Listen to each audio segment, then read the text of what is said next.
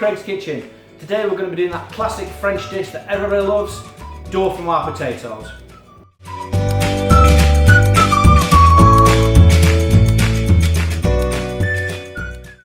So to make Dauphinoise potato, we're going to have 5 simple ingredients: potatoes, garlic, cream, milk and salt. I'm going to add a little bit of pepper into mine as well.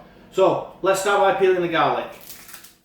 I find the easiest way to peel a bulb of garlic is to have the bottom of it closer to you, a little turning knife, take the end off and pull it, and then the paper, as I call it, will just peel away nice and easily, leaving you a really nice simple peeled bubble garlic there. So I'm going to do the rest of these and then I'm going to show you what I'm going to do after that.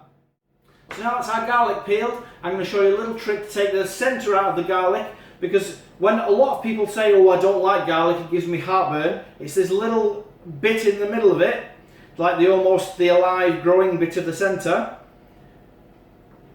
that gives people the heartburn or the indigestion. This has the toxins and the not nice bits in as such, because it's actually the live part of the garlic. So we need to remove this, and that'll give you the really nice flavour of the garlic, but without any of the after effects of the garlic burps and all that kind of stuff hours after you've eaten the garlic. So I'll just remove those. And then with the rest of the garlic, we're just going to slice it very finely.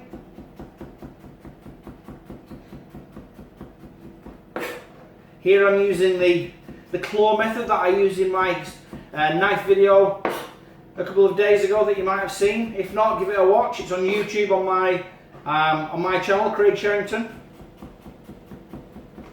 So I'm using the claw grip here to hold this garlic while I'm slicing down it.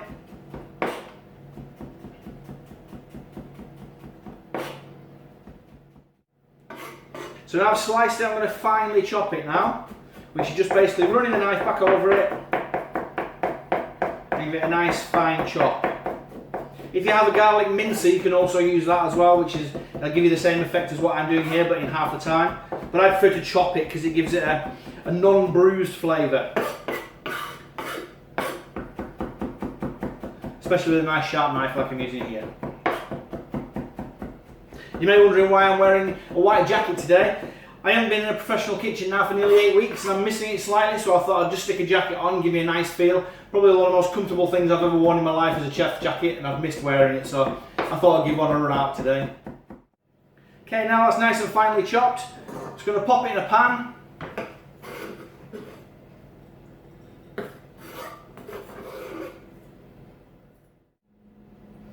And I'm going to use a measuring jug and I'm going to measure out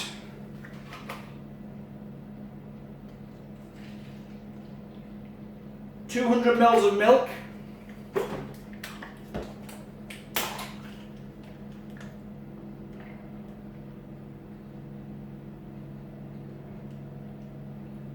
and 300 ml of double cream. So that's going to go in the pan also.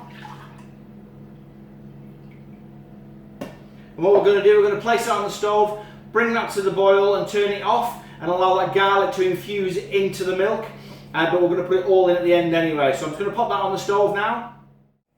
So whilst my milk and cream's on the stove, I'm going to just peel the potatoes very quickly.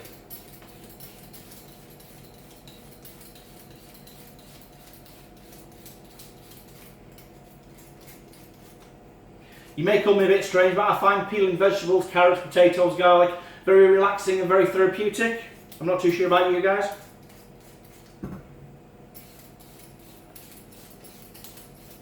And with a peeler like this, it's called a speed peeler, makes the job twice as quick, hence the name speed, and really easy to do. So now I'm peeling my potatoes, I need to slice them. If I was doing them in the kitchen, a professional kitchen, I would use a mandolin, which is like an implement with a blade on it that you run the potato down, it gives you the same thickness slice every time. If you've been to a restaurant before and they've given you Dauphinoise potatoes as part of a dish, you may have seen it as like a little square or a little round that's made up of lots and lots of very thin layers.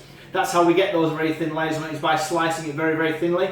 Also, that's a different style of Dauphinoise to the one I'm doing here today. This one's going to be a loose Dauphinoise, whereas that one's a pressed Dauphinoise. The only difference is we would salt the potatoes after we'd slice them to get all the moisture out of them, and then we'd layer them up very, very finely into a roasting tray, or the tray that we're going to cook them in, then cover them in the garlic and the cream.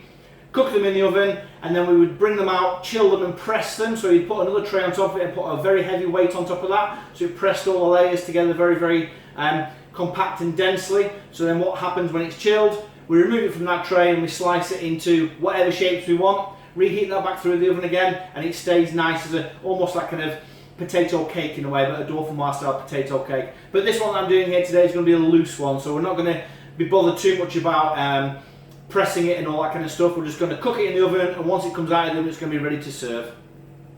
So let's slice these potatoes. So what I'm going to do first is I'm going to cut a little bit off the bottom of each potato, because potatoes aren't flat on any sides, they're always usually round. But to make it a little bit safe for myself to slice, I'm just going to slice a little edge off the bottom of each potato to give me a flat side to be able to cut from or cut with. Makes it a little bit safer to cut. So now I can slice the potatoes. Slice them as thin as you possibly can.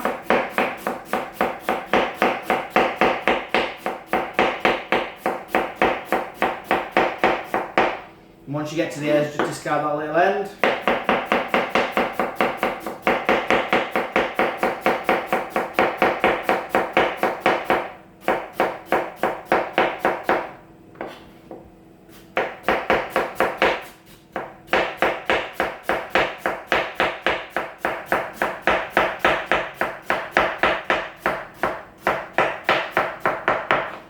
Notice I'm not doing much talking here, so I'm concentrating on keeping my fingers.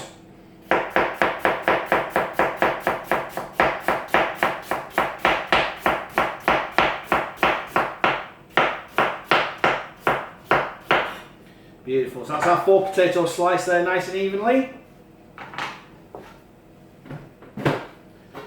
I'm only doing a couple of portions, so I'm just going to do it in a loaf tin in the oven. If you're going to do it any larger, a bigger tray will do. Or this is going to do my family for tea tonight basically, so a nice 4-portion loaf tin. So my garlic and cream's just come to the boil on the stove there. I'm just going to go and get it. You must never put a hot pan down on one of your good plastic chopping boards or on a work surface or anything. So I've just got a tea towel on here, I'm going to pop on the board to stick the pan on top of there so it doesn't burn what's underneath it or melt the board or anything.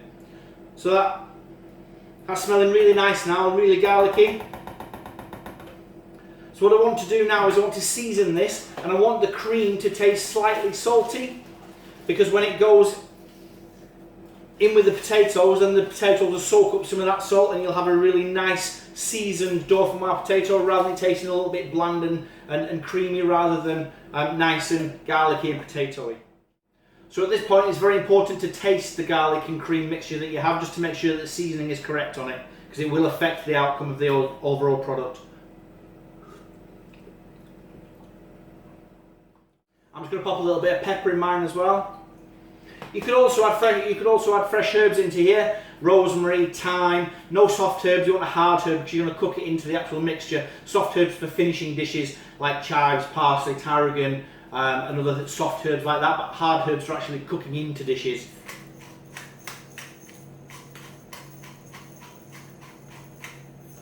So a little bit of pepper goes in there also.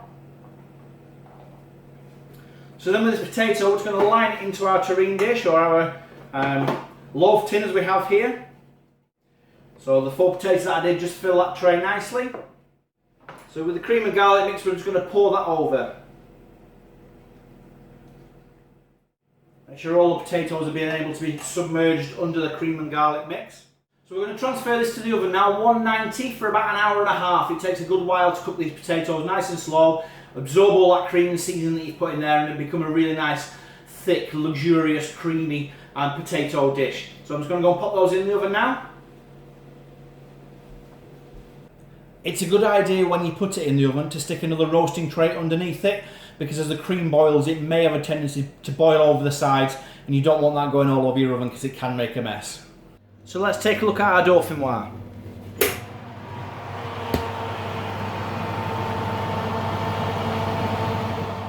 So we need to see if it's cooked now. So I've got a little cake tester. If it slides in nice and easily, that means your Dauphinoise is cooked. So that's ready to remove from the oven now. So here we go. Beautiful Dauphinoise potato ready to eat.